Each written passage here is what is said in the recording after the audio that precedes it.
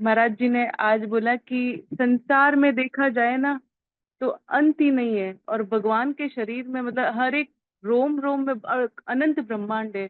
कि विचार करो कि हमारी क्या चीज है, केस जितनी चीज भी हमारी नहीं है, कि हम धन संपत्ति को अपना मान रहे हैं, क्या ये रहेगी क्या हमारी?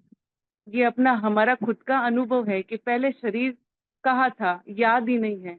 धन संपत्ति जिसको अपना मानते हैं वो भी याद नहीं रहेगी, और यहाँ के जो रिश्ते नाते हैं ना जिनको हम अपना कहते हैं वो भी सब छूट जाएंगे।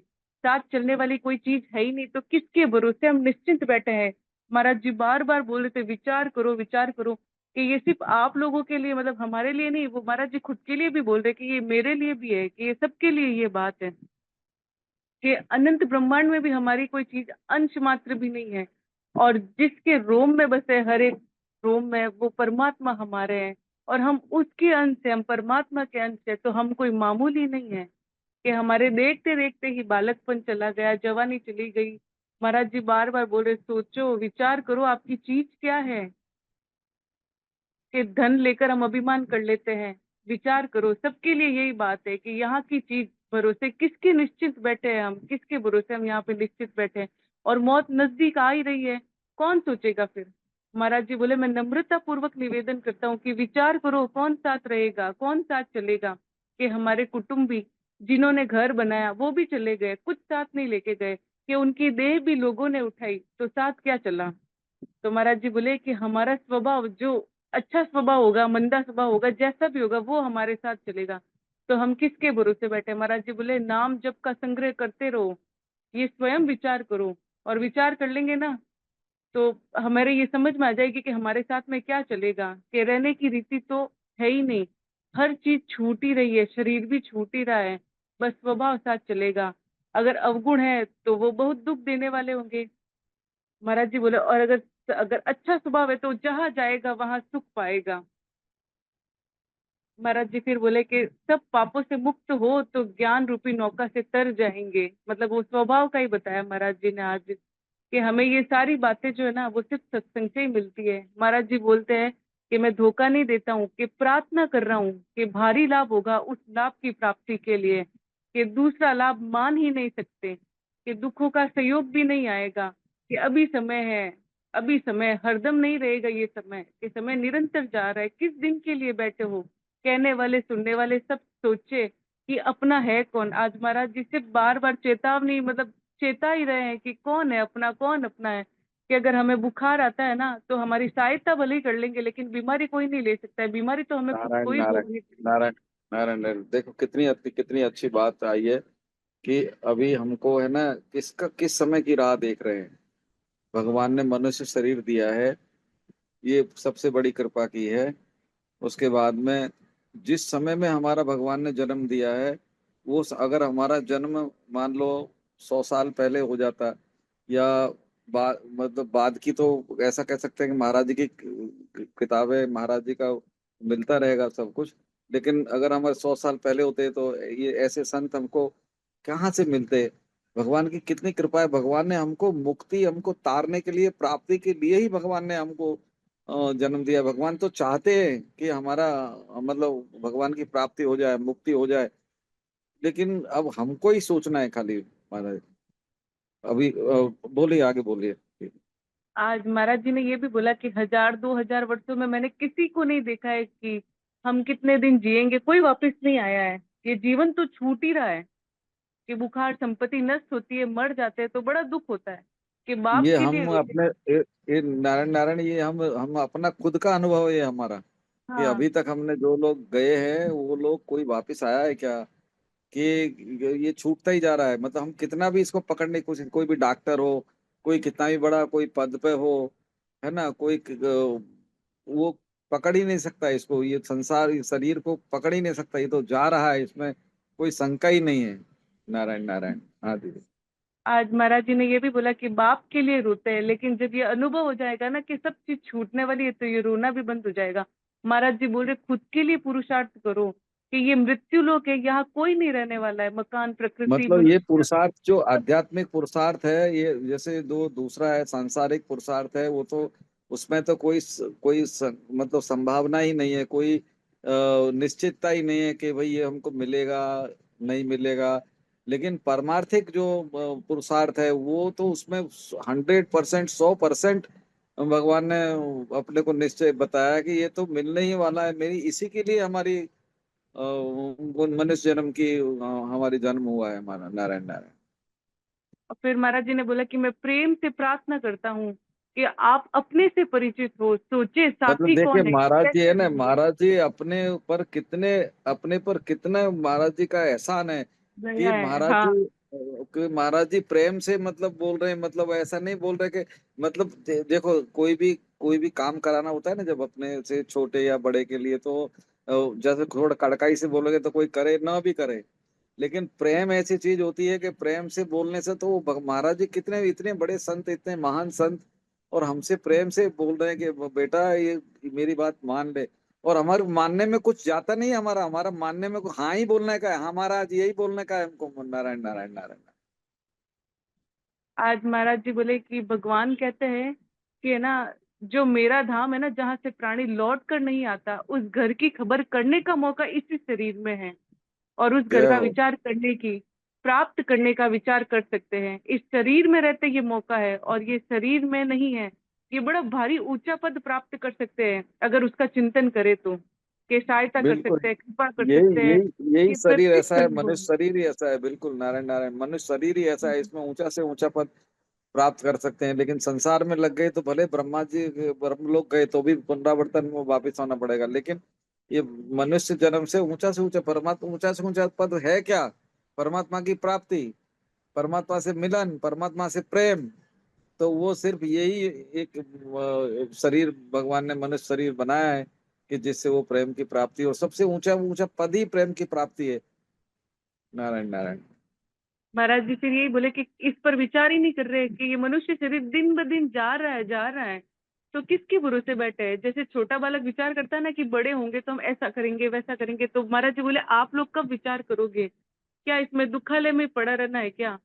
कि हाँ कितनी इसमें। हम और लोग कब बड़े हाँ, होंगे, हम लोग कब बड़े होंगे? इतने साल बीत गए, अभी छोटे बालक ही बने हुए हैं, हमको अपने बारे में कुछ सोचा ही नहीं हमने। हम कब बड़े होंगे, कब विचार सोचेंगे कि हमको जिस चीज के लिए करने की जो मनुष्य होने मिली है, जिस चीज को करने के लिए, वो प्रेम प्राप्त हुआ है कि नहीं हुआ? महाराज जी कितना प्रेम से, कितने गिड़गिड़ा के बोल रहे हैं महाराज जी। और महाराज जी ने यही बोला कि इसमें ना तो कोई परिश्रम लगता है, ना बुद्धि, ना योग्यता की आवश्यकता है, कि केवल चाहना कि उसको केवल प्राप्त कर चाहना, सकते हैं। कि मतलब इतनी चाहना, मतलब शक्ति। अपने को हाँ, जैसे संसार के काम के लिए पदार्थ की जरूरत पड़ती है, समय की जरूरत पड़ती है, परिश्रम की जरूरत पड़ती है, इसमें सिर्फ चाहना चाहिए। ऐसी कठिन चाहना, ऐसी दृढ़ता हो जाए, ऐसी चाहना हो जाए, ऐसी लगन हो जाए, ऐसी भगवान के में की चाहना हो जाए, तो बस वो चाहना ही भगवान की प्राप्ति है। जबकि संसार में चाहने से कुछ नहीं होता है, उसके लिए कुछ ना कुछ करना पड़ता है, उसके लिए समय चाहिए, उसके लिए पदार्थ चाहिए, उसके लिए परिश्रम चाहिए, सामर्थ्य चाहिए, सब चीज चाहिए। लेकिन इसमें तो अकेली चाहना ही चाहिए भगवान की प्राप्ति के लिए, भगवान के प्रेम के लिए। नारायण नारायण। हाँ आज जी। आज महाराज जी ने इतनी सरल, सस्ती और दामी बात बता दी है। फिर महाराज जी ने सबसे अंतिम में यही बोला कि बिगड़ी जन्म अनेक की, सुधरे आज ही आज, बस हमें कुसुमात तो ये छोड़नी है, बिगड़ी जन्म भगवान की लेके शरण होना है। सुधरी अब ही आज, मतलब होए राम को नाम जप, तुलसी तजी कुसुमात।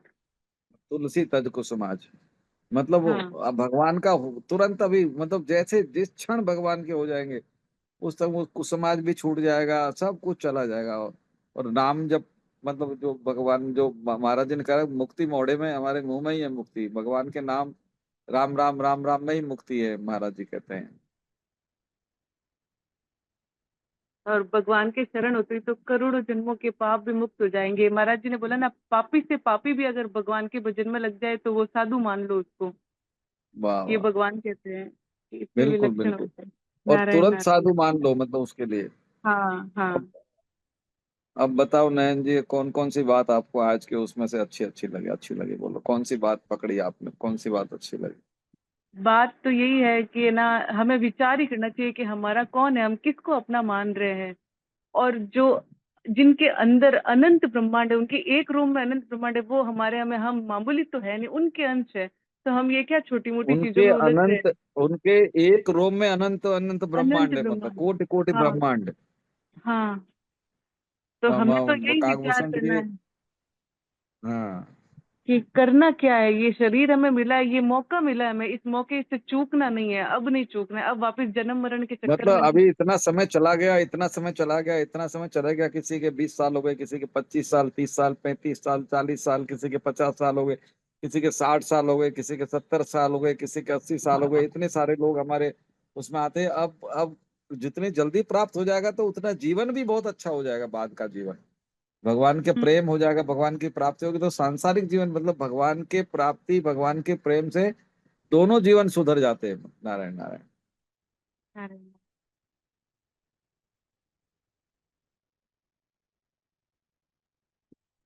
आगे यार, अब क्या करना है, कीर्ति अभी जी? हाँ, नारायण नारायण।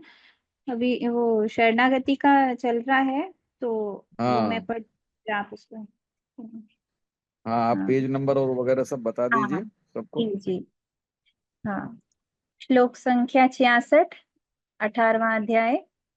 सर्वधर्मान् परित्यज्य मामेकं शरणं व्रज, अहं त्वा सर्वपापेभ्यो मोक्षयिष्यामि मा शुचः। इस श्लोक का अर्थ है, संपूर्ण धर्मों का आश्रय छोड़कर तू केवल मेरी शरण में आ जा, मैं तुझे संपूर्ण पापों से मुक्त कर दूंगा, चिंता मत कर। इसमें पेज नंबर 1231, भगवान के साथ अपनापन होने के दो भाव हैं इसमें। 1231 पे कॉलम नंबर, दूसरे कॉलम में पहला पैराग्राफ है। शरणागत भक्त को अपने लिए कभी किंचन मात्र भी कुछ करना शेष नहीं रहता, क्योंकि क्योंकि उसने संपूर्ण ममता वाली वस्तुओं सहित अपने आप को भगवान के समर्पित कर दिया, जो वास्तव में प्रभु का ही था। अब करने कराने आदि का सब काम भगवान का ही रह गया। ऐसी अवस्था में वह कठिन से कठिन और भयंकर से भयंकर घटना परिस्थिति में भी अपने पर प्रभु की महान कृपा देखकर सदा प्रसन्न रहता है, मस्त रहता है। जैसे गरुड़ जी के पूछने पर काक भुषुंडी जी ने अपने पूर्व जन्म के ब्राह्मण शरीर की कथा सुनाई, जिसमें लोमश ऋषि ने शाप देकर उन्हें ब्राह्मण को पक्षियों में नीच चांडाल पक्षी कौवा बना दिया। परंतु काक भुषुंडी जी ने मन में कुछ भय नहीं हुआ और न कुछ दीनता ही आई। देखिए देखिए देखिए, उन्होंने इतना इतना इतना इतना कठिन श्राप दिया कि वो मनुष्य से लोमस ऋषि ने श्राप देकर वो ब्राह्मण का शरीर था उनका, उसको पक्षियों में नीच चांडाल पक्षी मतलब कौवा बना दिया।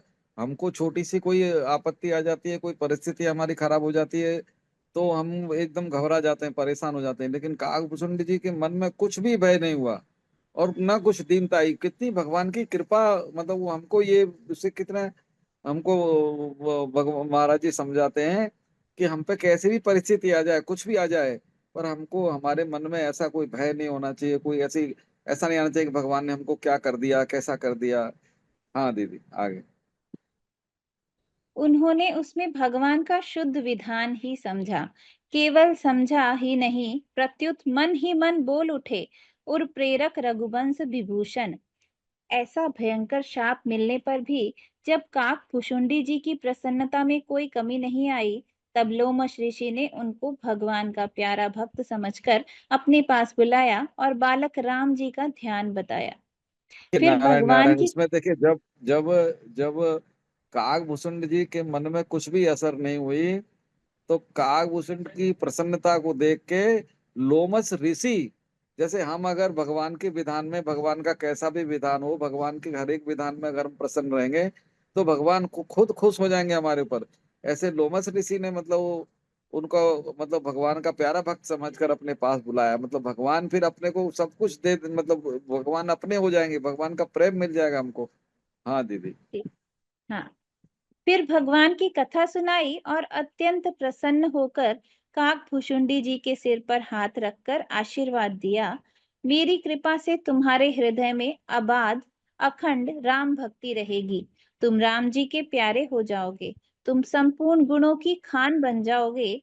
जिस रूप की इच्छा करोगे वह रूप धारण कर लोगे।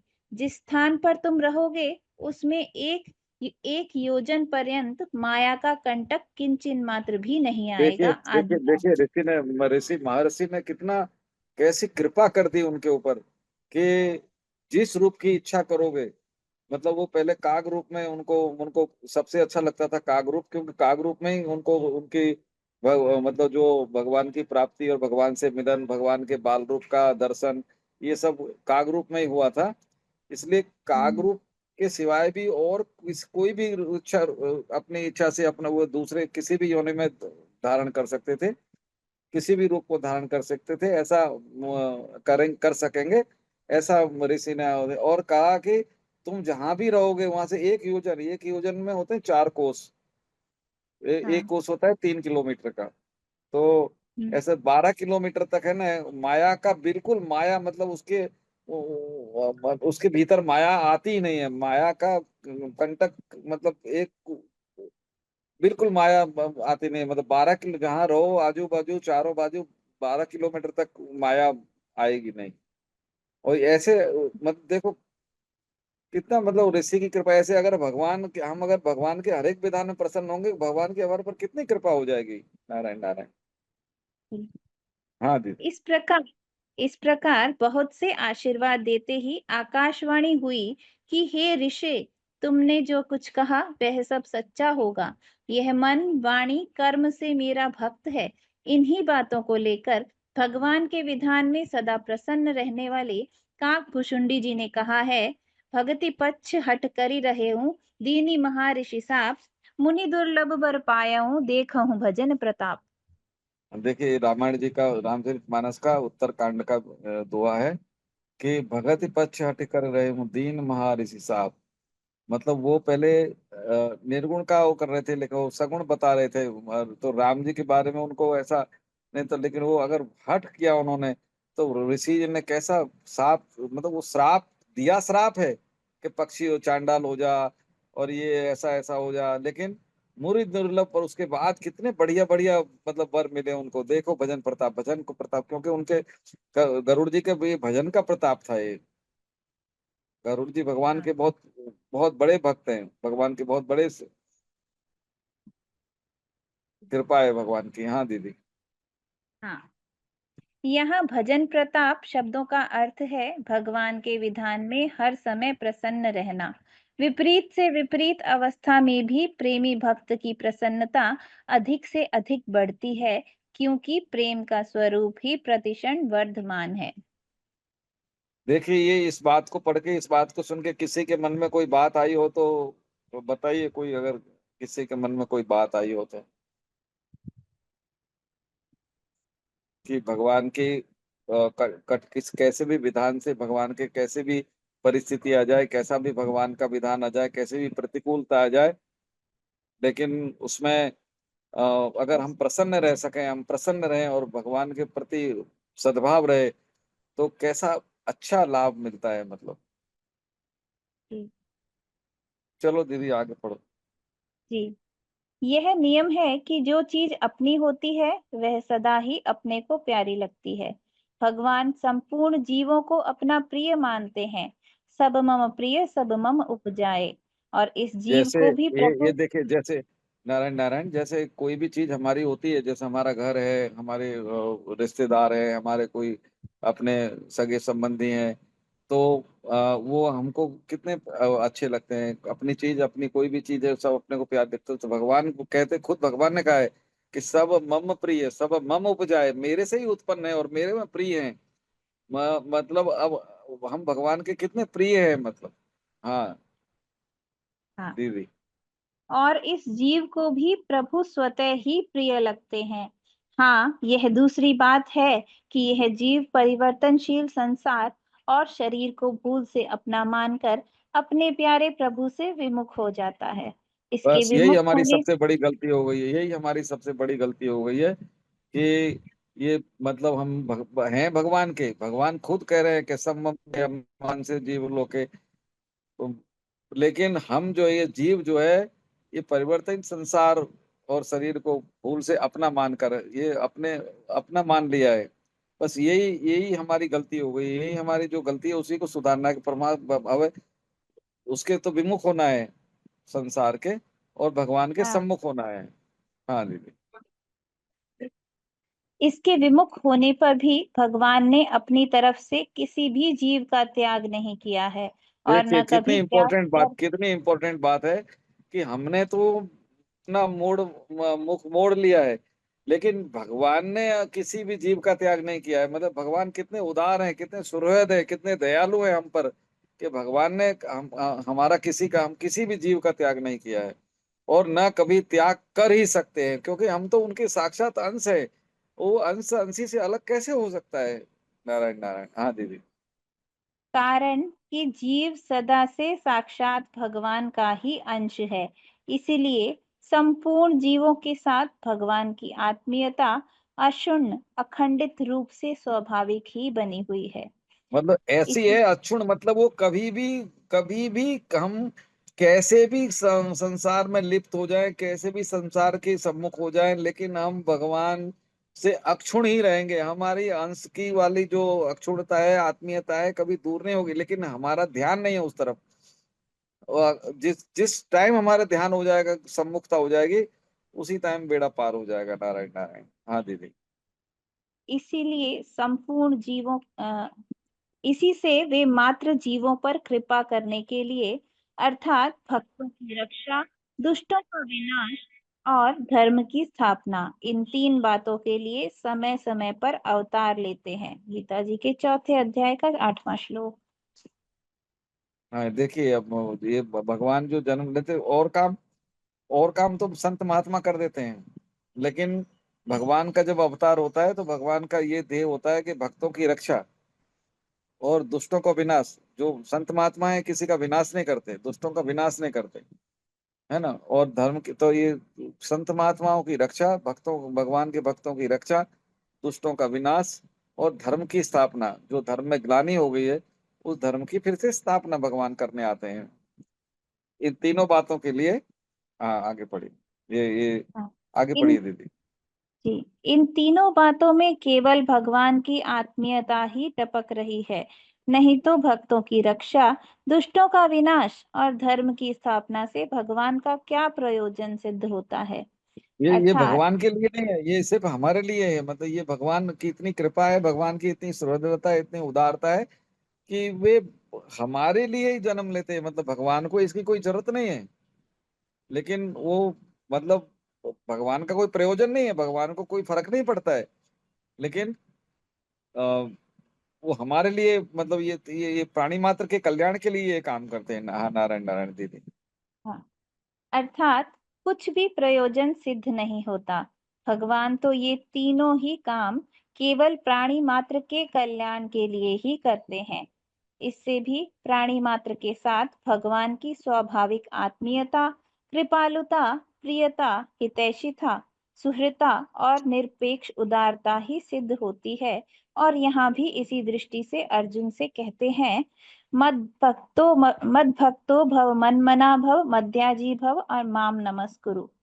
इन चारों बातों में भगवान का तात्पर्य केवल जीव को अपने सम्मुख कराने में ही है, जिससे संपूर्ण जीव असत पदार्थों से विमुख हो जाए, क्योंकि दुख, संताप, बार बार जन्मना मरना, मात्र विपत्ति आदि में मुख्य हेतु भगवान से विमुख होना ही है। नारायण नारायण। देखिए कितना हमारा जो वास्तविक हमारा जो ध्येय है, तो भगवान भगवान ऐसे स्वाभाविक, मतलब भगवान जैसे हमको तो सम्मुख विमुख होते, भगवान तो हमेशा सम्मुख रहते हैं। भगवान की जो भगवान के जो ये गुण है भगवान के, आत्मीयता, कृपालुता, प्रियता, हितैषिता, कभी हमको वो नहीं गलत स्थिति में नहीं देखना चाहते। सुहृदता, और कितनी उदारता है भगवान की, कि वो कहते हैं कि मद भक्तो भव, मन मना भव, मद्याजी भव, माम नमस्कुरु। बस हमको कुछ करना नहीं है, उनकी तरफ देखना है। स्वामी जी कहते हैं कि मतलब ये हमको तरह तरह के बार बार बताते हैं कि देखो, सिर्फ सन्मुख तुमको संबंध विच्छेद संसार से करके भगवान की तरफ सिर्फ, और अपने आप सम्मुख हो जाएंगे। ये जो हमारी भूल हो गई है, अपने आप सुधर जाएगी। हाँ दीदी। जी, भगवान जो कुछ भी विधान करते हैं वह संसार मात्र के संपूर्ण जीवों के कल्याण के लिए ही करते हैं। बस भगवान की इस कृपा की तरफ जीव की दृष्टि हो जाए तो फिर उसके लिए क्या करना बाकी रहा। जीवों के हित के लिए भगवान के हृदय में एक तड़पन है, इसीलिए भगवान सर्वधर्मान परित्यज्य मामेकम शरणम व्रज वाली अत्यंत गोपनीय बात कह देते हैं।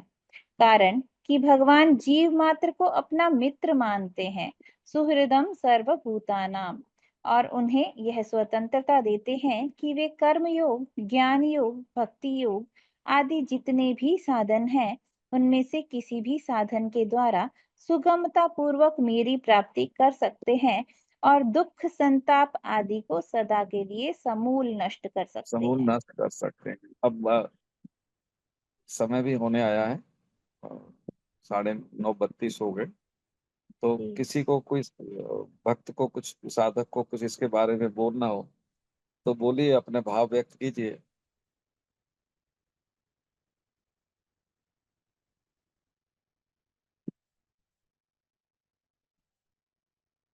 नारायण नारायण। तो फिर समापन करें दीदी? हाँ, समापन करें। करिए।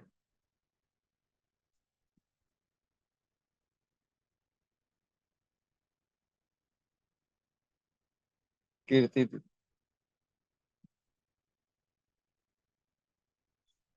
चिंता न करो, आनंद है, आनंद है, आनंद में रहो। कल क्या हुआ, कल क्या होगा, इसकी चिंता न करो। सियावर रामचंद्र जी की जय। मोर मुकुट बंसी वाले की जय। श्री गीता मैया की जय। गंगा मैया की जय। गौ माता की जय। साधक संजीवनी की जय। नारायण नारायण नारायण नारायण। सभी को प्रणाम। नारायण नारायण नारायण। शुभम जी। नारायण नारायण।